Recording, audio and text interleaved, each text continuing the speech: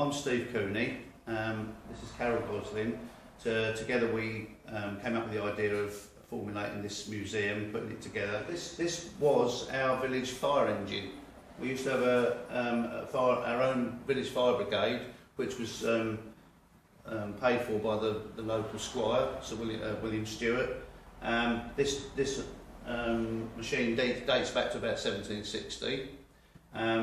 It was kept in the village up until about 1960, and then the landowner donated it to Bedford Fire Service, and they had it over there until last year. They were looking for a place to house it because it was taking up too much room for them. So we approached them and asked them if we could have it back in Tempsford again. So it's come back home again. We've got some photographs up here. You can see the fire brigade there in front of the old Tempsford Hall that burned down in 1898. And they used this fire appliance to help try and put that fire out. Without success, the whole place was gutted. You can imagine something like this fighting a massive fire wouldn't have done a great deal, but it did its bit to try and save something. And then there's some photograph there of the fire brigade at their annual dinner. This is a Merryweather advert here.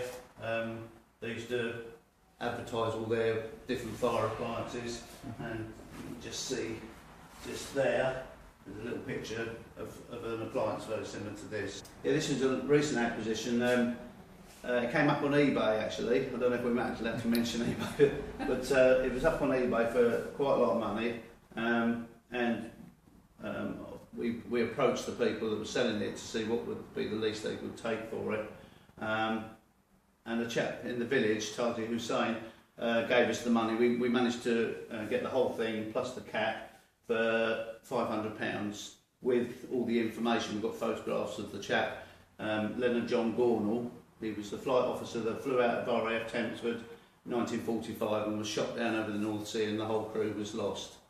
But this is one of his uniforms, and we're very lucky to have it. Here we have a photograph and information on a Bedford lad, Frederick North, and it says Tempsford's first victim of the war. Quite a gloom was cast over the village on Friday last when it heard of the loss of the HMS Formidable, for it was well known that Mr. Fred North was stoker on the ill-fated ship. His wife received a letter from the Admiralty on Wednesday regretting his loss. And I think we've got that letter here somewhere. Much sympathy is felt for Mrs. North and her two young children, both boys. Fred was a true specimen of the British Jack Tar.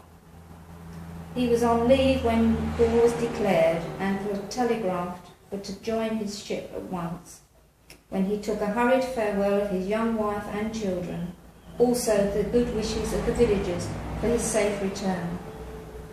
This is the last, as was seen of him, for the Formidable was one of the first ships to go out.